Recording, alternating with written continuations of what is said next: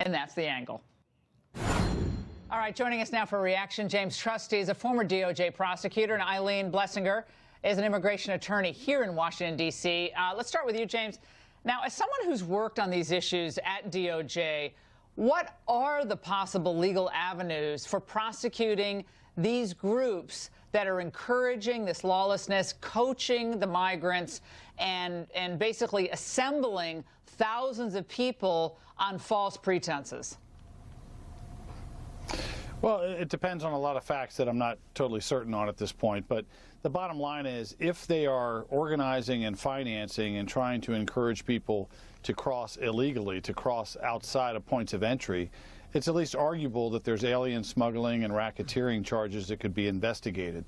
A lot of practical difficulties with that, a lot of factual underpinnings that we don't know at this point, but that's at least an option. Well, what about, James, the idea of giving instruction sheets to migrants where things are written down on pieces of paper, which is, obviously tantamount to coaching a witness, but it is basically the instructions for gaining entry into the United States? The problem ultimately needs a political solution, but the legal aspect of that is you could argue that they're aiding and abetting false statements for immigration purposes. But actually proving up that they are encouraging false entry as opposed to entries at a point where they're lawfully turning themselves in and seeking asylum is definitely going to be a problem there. Eileen, this is what Mike Pompeo, Secretary of State, said today about the current situation. Let's watch. The caravan will not cross our southern border illegally under any circumstances. If you seek to come here, go through the normal refugee process. If you apply for refugee status, a permanent solution is possible in Mexico or in a third country. But I can tell you with certainty, we are determined that illegal entry into the United States from this caravan will not be possible. Eileen, domestic violence, a fear of gang activity in your hometown or your city or even your country are not any longer valid reasons for credible fear, to claim credible fear as an asylee into the United States. So aren't these really just economic migrants, people who want to come here to work or to be with family members who are already here? How does that typically either an asylee or possibly a refugee?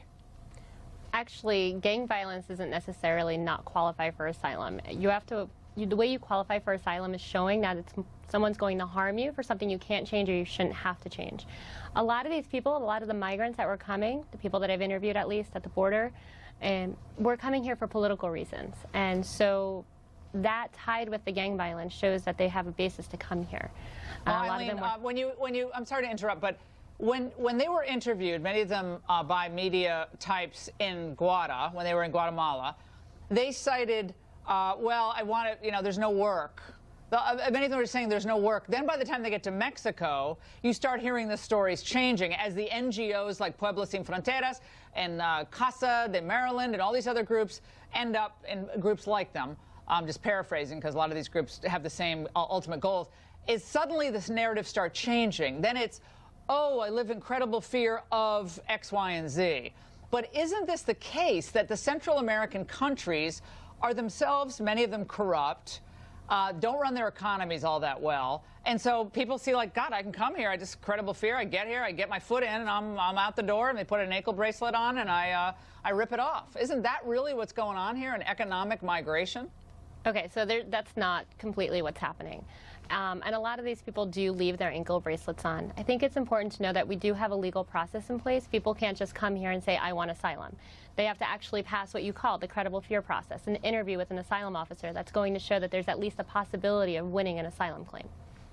The asylum process, however, James, is such that you claim credible fear, and ultimately, if you have those recited lines down, then you are driven to a bus depot or something like it, and you're basically released into the United States. Sometimes you go to a Catholic Relief Services shelter, it's a Lutheran services, and then you get, sent all across the United States. We have 700,000 pending immigration cases in the country.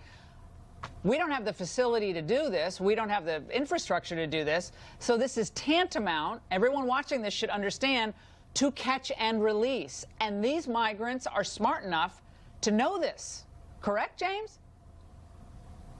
Well, I view it as a big problem for law enforcement, along the lines you're saying. I mean, it's such a daunting task, not just in terms of resources and numbers, but to not be able to instantly know whether any individual migrant is telling you a true story or a false one.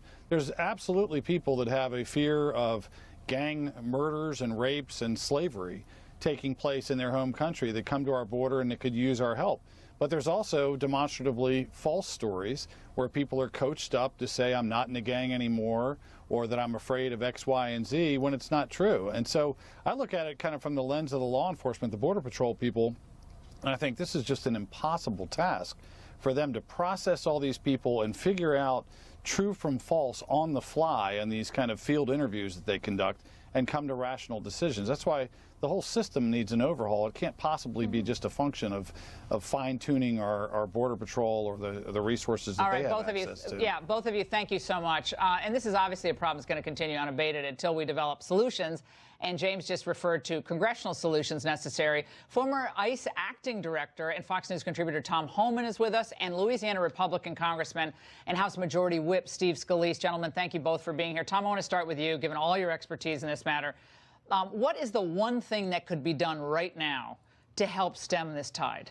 Well, actually, there's two things. First of all, raise the asylum bar. As the attorney says, they get interviewed by an asylum officer. 88% of them pass the asylum interview because they are coached on what to say. But when they get to court, if they get to court, more than 80% lose their case.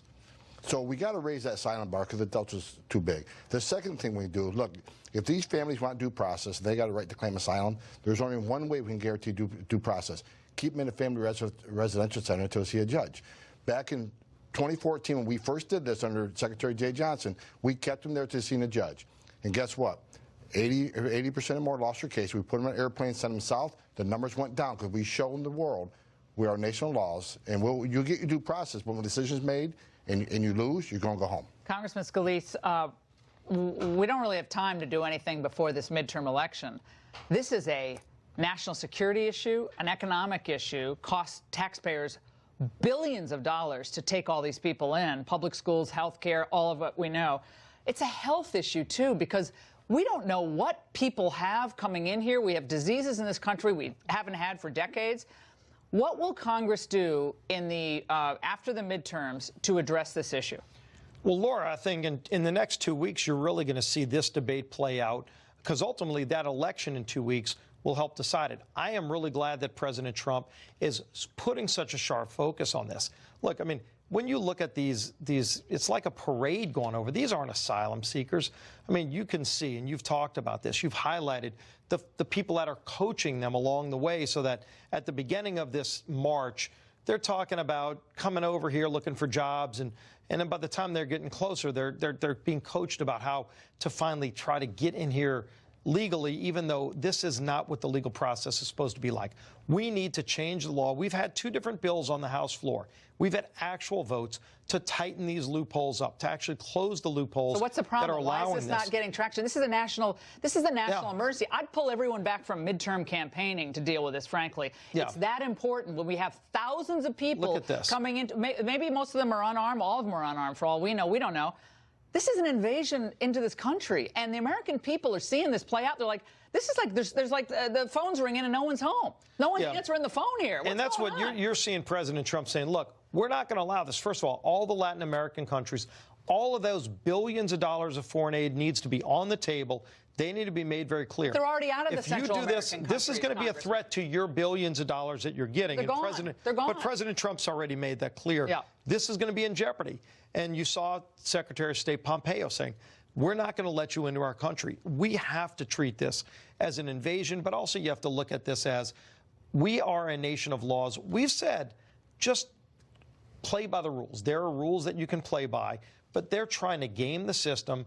We've got to be real clear that these laws have to be changed. And there's going to be an election in 2 weeks, in just 2 weeks. There are people that are, look, Pelosi wants open borders.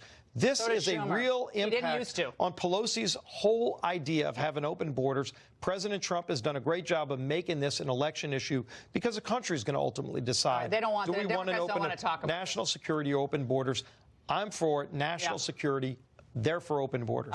Tom, the groups that are facilitating this, they are co-conspirators in the gaming of the system and the mass crush on the border. What can be done? Well, what you described, look, they're absolutely aiding and abetting and helping people make an illegal entry. That is a violation of United States Code 1324, which is alien smuggling. It's a felony.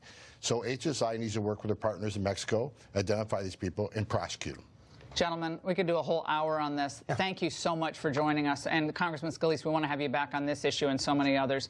Love having you both on. And after he called himself a nationalist, President Trump is getting slammed all across the board. Guess what? They're playing the race card, xenophobia, all the isms and the is. Doesn't work. We're going to tell you why when we come back.